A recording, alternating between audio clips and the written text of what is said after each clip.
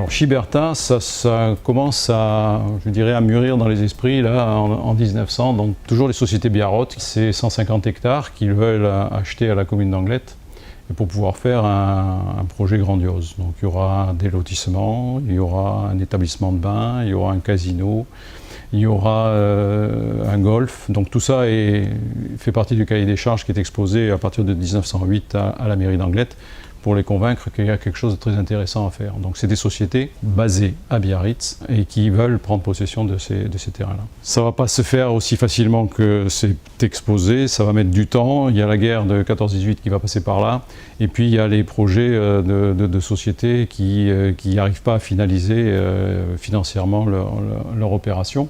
Et donc il va falloir attendre 1924 qu'un richissime Belge vienne s'installer et croit en le projet et mettre l'argent qu'il faut pour débloquer tout ça.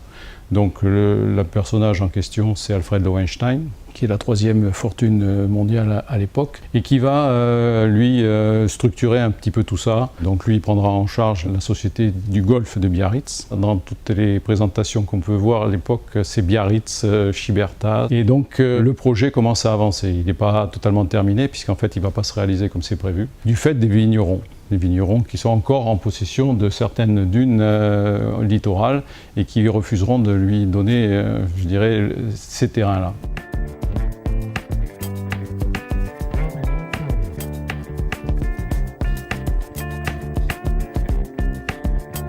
Pour continuer à, je dirais, amener les touristes sur ce littoral anglois, des sociétés envisagent de créer des moyens de transport. La société VFDM, donc les voies ferrées départementales du Midi, envisage de créer une ligne de voie ferrée qui partirait de Bayonne et qui arriverait jusqu'à Hendaye, pour longer la côte et pour amener des touristes sur ce littoral, et en particulier le littoral anglois. Donc ce projet voit le jour dans les années 1914 et il se réalise. La première liaison qui se fait, c'est Bayonne-La Barre en 1918.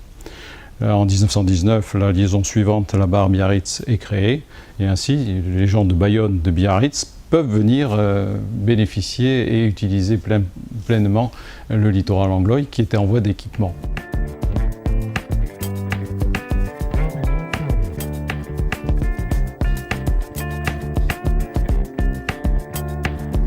On est donc au début du XXe siècle. La commune cherche à maintenir un peu d'attrait touristique à cette zone de la Barre, et elle va demander et négocier avec la société qui exploite l'hippodrome l'autorisation d'installer d'autres activités touristiques.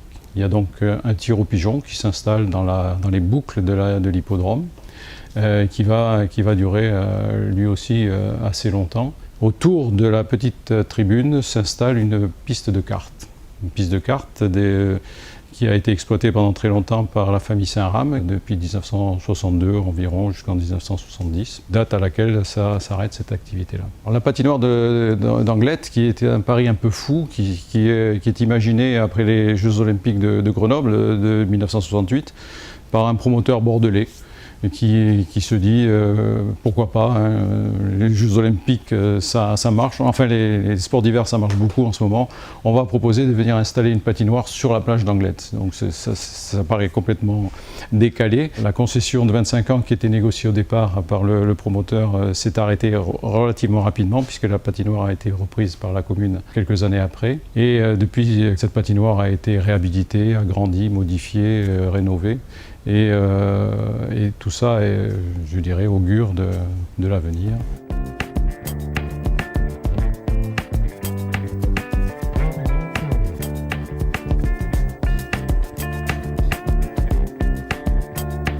La collectivité décide de faire une grande consultation citoyenne pour que ce soit réellement les habitants de la ville et des alentours qui puissent choisir le meilleur projet pour le site, donc de la Barre et en particulier du parc Issadia. Et donc c'est de là, il y a plus de 4000 personnes qui se sont prononcées, c'est de là s'est engagée cette reconversion et renaturation du site avec la création du parc écologique Issadia.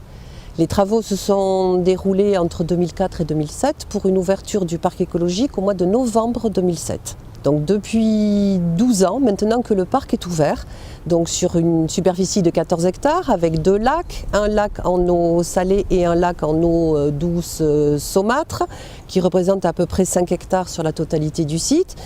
Eh bien, l'équipe qui est ici et la volonté de la municipalité, c'est de redynamiser les écosystèmes tels qu'ils étaient à l'origine. Donc ça veut dire ce qu'on appelle des travaux de restauration écologique. On arrache les plantes invasives, on ne replante que des espèces endémiques, des espèces locales. On a fait de gros travaux sur l'hydraulique pour que le lac Nord en particulier retrouve sa fonction de lagune, c'est-à-dire qu'on entre et on sort de l'eau à toutes les marées pour favoriser la biodiversité et la population des poissons. Tout ça nous a amené d'avoir beaucoup de satisfaction parce que si on écoute le Conservatoire botanique national du Sud-Aquitaine, eh bien on est maintenant à 10 milieux qui sont classés et reconnus d'intérêt national voire européen et à une dizaine d'espèces florales, là aussi diversement classées au niveau départemental, régional ou national, dont notre fameuse Petite Centaurée, qui est la seule station connue en France et probablement même au-delà. Donc tous les travaux et tout ce qui est mené produit des résultats qui font, j'espère, le bonheur de tout le monde.